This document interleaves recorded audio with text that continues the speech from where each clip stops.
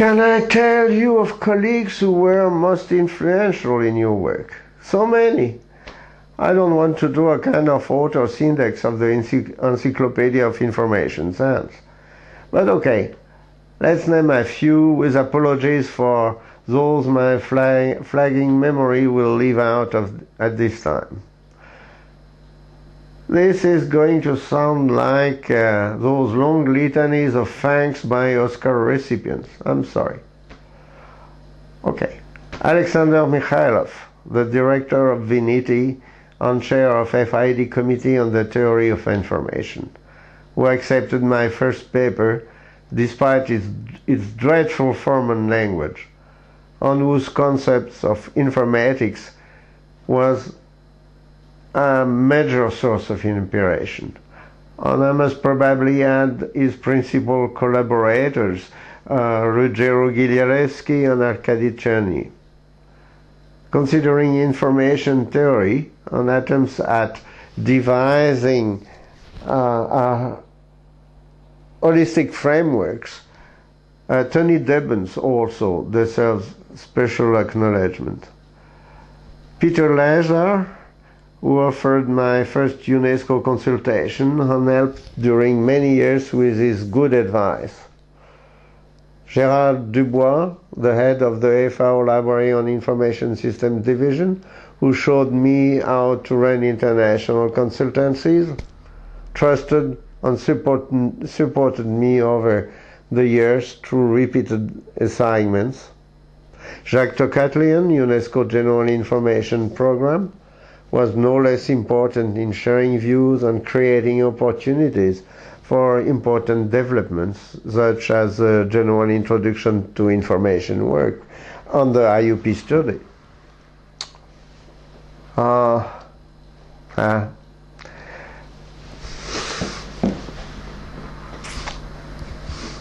Bocco would write me in the editorial board of Information Processing and Management, and was always available to discuss any subject, not to mention his concept of information science, arguments about indexing theory, and inclination towards system approaches. Brenda Dervin, whose sense-making methodology was a major inspiration, but no less important for being such a unique person. Bob Taylor, for his comprehensive vision of the social nature of information, an essential building block, to which Manfred Koren also contributed a lot. I should perhaps mention in this context Gladys Ada, who was a pioneer of information and documentation in Tunisia, and Kingo Mshombo for their insights, and Kingo particularly understanding of rural information needs and use in Africa. Kjell Klint, head of Danish Technical Information Service, was instrumental in introducing me into organizational constraint and what was not yet known as information management, an area in which I'm also much indebted to Woody Horton. And Woody played a decisive role in the impact study, not to mention his comforting emails late in the night to share some good recipe for our taste for special wines.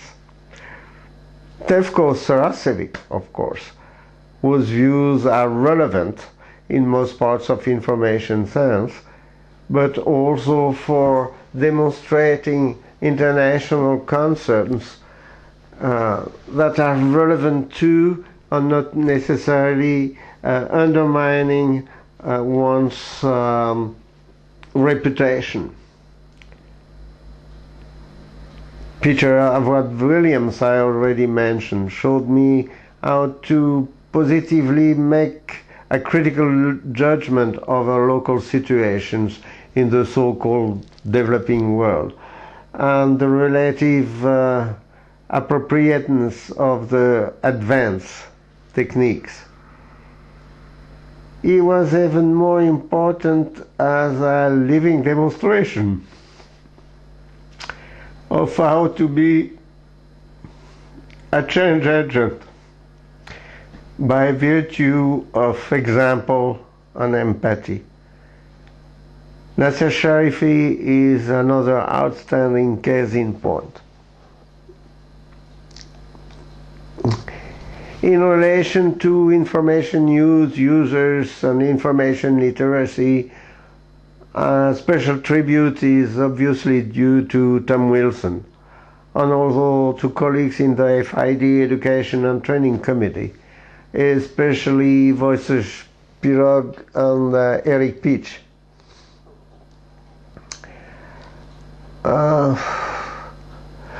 When considering national systems and policies, Vlad Slameska is a person I owe most, especially in relation to his work in Egypt. Scott Adams comes next to my mind, starting with his role in the UNISYS feasibility study and further implementation. Another key figure is Carl Kern, the director of Israel Scientific and Technical Information Center. Tony Carbo, particularly when she was in charge of NCLIS, offered an outstanding example of the way to deal with information policy. Pioneers of measurements of information societies, like Fritz Matschlup, Derek de Sola-Price, Ethel de Sola-Pool, Mark Porat, and Michael Rubin, obviously were essential for me, as was Donald Lamberton, not only for opening the door to information economy, but also for the breadth and depth of his vision. I think a special salute should go to Barbara Flood for articulating a concept of what it is to be an educator, full of practical insights, but more importantly, of far-sighted and non-conventional philosophy. Also, I already mentioned here, Alice Basset, with whom I worked in many instances, and more regularly when she was in Tunisia, and later my predecessor at FAO.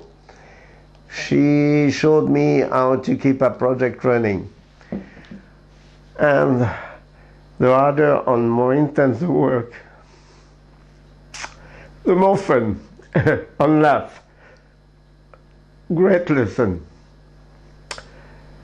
But last but not least, I'd like to stress that among the inspiring colleagues are all the professionals with whom I worked, often under severe constraints in so many countries.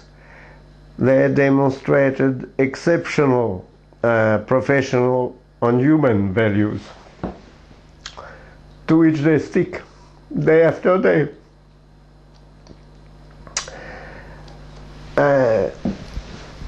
The little I did, it's because of them and with them. I cannot mention all, but let me at least briefly mention the CONACYT team in Mexico around Guillermo Fernandez de la Garza, the SNIDA and later IBIC teams of Brazil around Yonés Chasquinet, the Colectivo Digital team in São Paulo around Beatriz Tibiriza, the Fundación Chasquinet around Karin Delgadillo in Quito, Ecuador, the Moroccan CND team around Hamed Fassifiri, the Tunisian CNDA team around Ali Ramdan, all the humble professional information specialists who I cannot mention individually. They are also a source of inspiration and strength.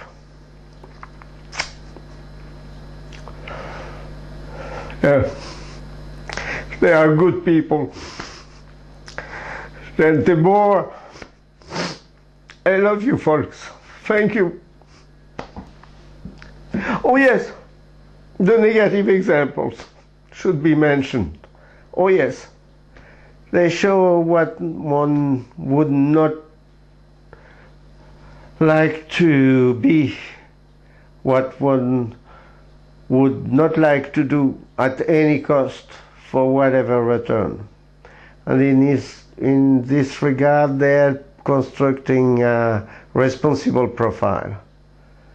No one escapes that his or her actions make her or him get into that group one time or another. However, some folks are definitely life members of this group, and they are too numerous to be quoted. Last word to my master, François Rabelais. Science, sorry, I was going in French. Science without conscience is a soul's ruin.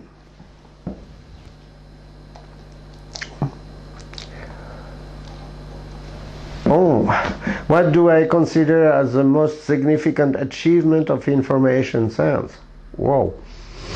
Well, Trudy Belladohan highlighted 5 major contributions of information science in her President column in the bulletin in April 2003. She stressed that information science contributed developments rather than discoveries.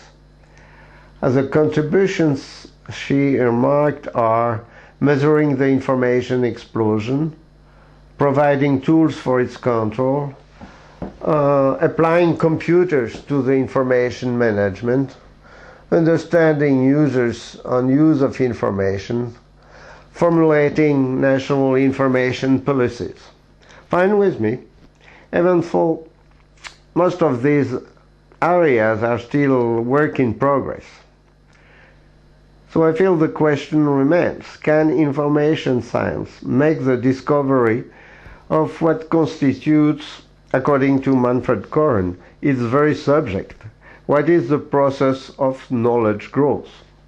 Assuming there is a growth, or rather that there would be a reduction of ignorance. Obviously, the human species, or rather its elite, knows every day more.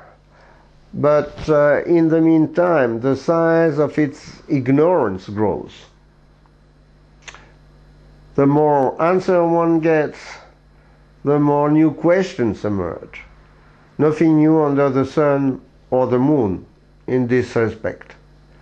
Meanwhile, one may question if there is any reduction in the gap between available knowledge and the ability to use it wisely, assuming it is freely and easily accessible, what is still far from being the case.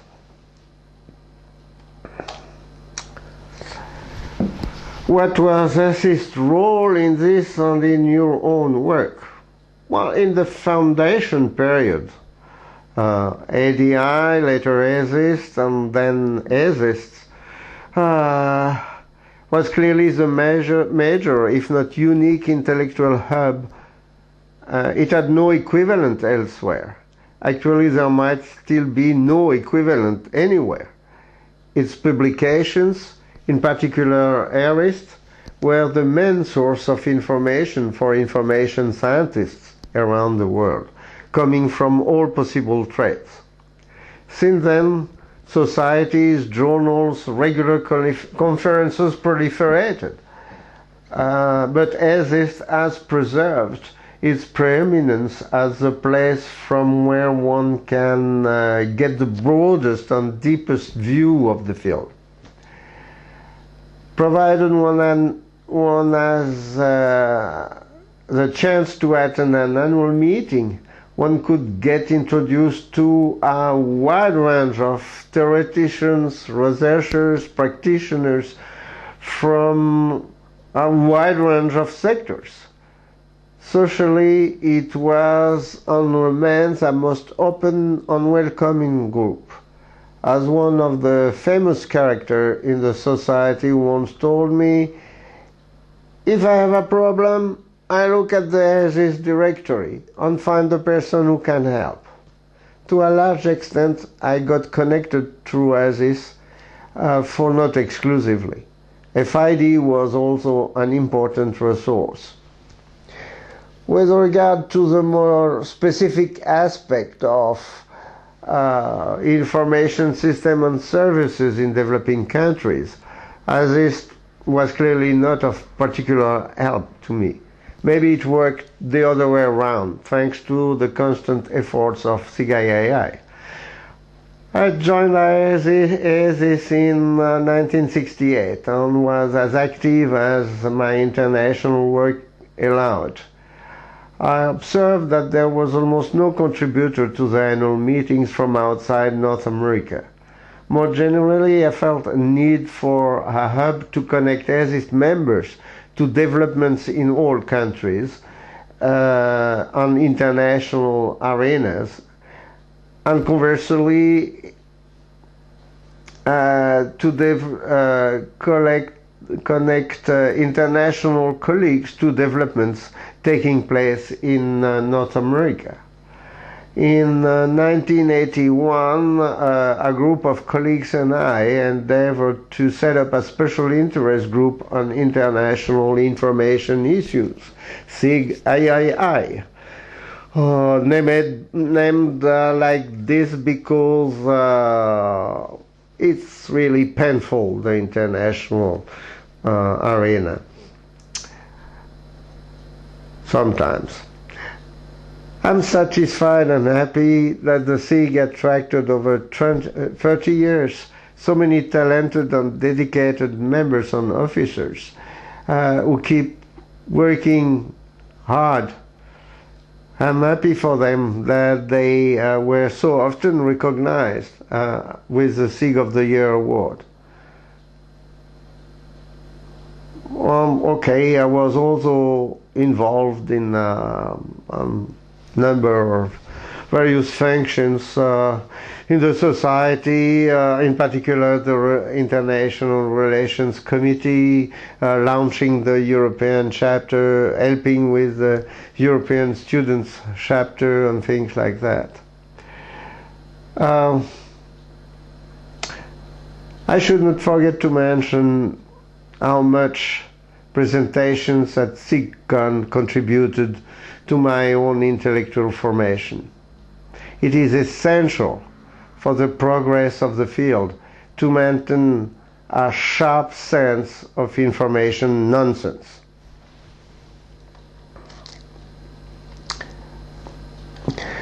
What do I see as the main challenges and opportunities for information science? Well, we are supposed to have entered the age of a globalized information society. The opportunities should thus be enormous and unprecedented. Fast-evolving technologies bring constantly new tools to store, organize, disseminate information, new practices to access the resources, new ways to produce information. This should be the golden age for information specialists. In theory. In practice, it's another story. It seems that, on the contrary, their contribution to the design of information technologies is marginal or even non-existent. Smart systems, robots, and generalized access turn information specialists redundant in the eyes of cost-conscious managers. Attempts at consolidating information science as a specific discipline have not yet been that successful up to now. If the field exists and has its own institutional structure, it is far from being recognized by other disciplines, not to mention the general public. In any case, the modern tendency to turn any subject of investigation into a self-standing scientific discipline is naturally leading to the disintegration of a common core. We still lack of generally accepted definitions of the object or objects, boundaries, methods, theories, and purpose of information science. This is a major defect. Ordinary people, as well as specialists, all have their particular perception to which they do not necessarily stick. In the meantime, the technological revolution has whipped off previous efforts at organizing, preserving, and disseminating information in a coherent fashion. This trend, combined with the continuing explosion of the amount of information produced and circulated, result in a chaos even greater than the one which information pioneers of the past centuries tried to overcome. Well, these threats are daunting. Perhaps are they an unique opportunity at the same time? Sooner or later, the need for order in the information universe will regain its fundamental value. At least, I hope so. Maybe not for the connected fridges, but who knows? An order constructed by human judgment in view of human culture and cognitive needs, rather than automatic statistical inferences and commercial interests. What would I say in order for young people to get excited about a possible career in information science? Should young people look for advice from the generations which spoiled the planet? Okay, so what could be exciting? Well, if you want to become a researcher, there is a fascinating domain awaiting. Discovering the structure and dynamics of keyword: knowledge, information, wisdom, action, and learning. A universe which is not made of 5 distinct constituents, but a dynamic structure resulting from their constant interaction and transformation under specific endogenous and exogenous forces. So, voilà. If you want to be a teacher, showing people how to make sense of information, and that's even more critical. If you want to be a practitioner, creating resources that boost creativity and preserve collective memory. If you have to look elsewhere,